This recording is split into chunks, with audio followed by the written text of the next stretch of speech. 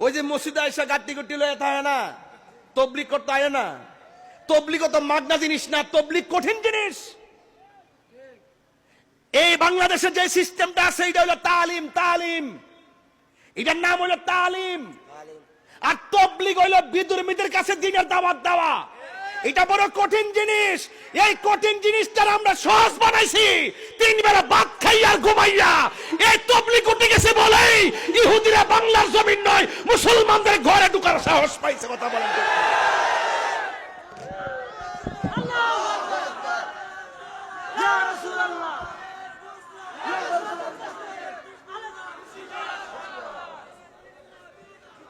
আজকে আমরা কঠিন জিনিসটা সহজ বানাই, সহজে কঠিন বানাই।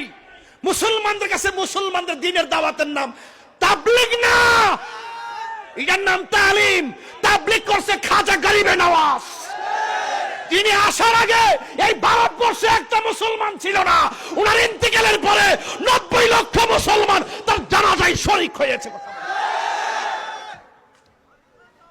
আপনি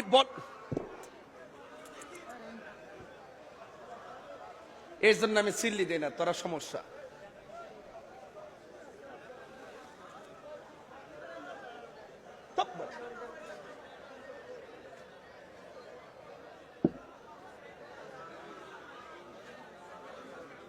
এটা কোনো নরম কথা নয়, এটা বাস্তব কথা। আমি তবলিগের বিরুদ্ধে না, তবে আপনি তো 8কে 9 বললে আমি মানবো না। 8কে 8 বলতে হবে, 9কে 9 বলতে হবে, দিনকে দিন বলতে হবে, রাতকে রাত বলতে হবে। আপনি দিনকে রাত বলবেন, রাতকে দিন বলবেন, আমি কি মেনে নিব? যে চোখে দেখে না সে হয়তো মানতে পারে, তার কাছে দিন রাত সমান। তাকে আপনি এসে বলবেন, সে মনে করে ভাই এটি বলছে সঠিক। আমরা তো বুঝি এগুলো বাইরে।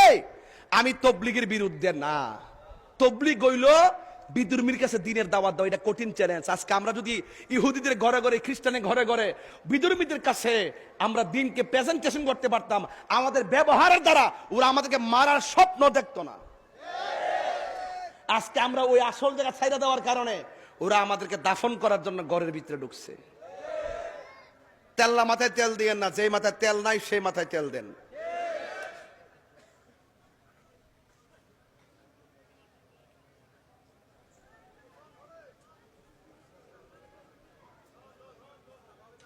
আপনারা কি আমার কথা বুঝতেছেন?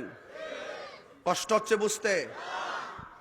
এই বাবা, লাইন চায় না, কারেন্ট নাই তো দোয়া দিয়ে দেই, তাই আমি চিল্লাইতে পারবো না। হ্যাঁ আচ্ছা বস না, আল্লাহ কর যা। সবাই দুরূদ শরীফ পড়েন। আল্লাহুম্মা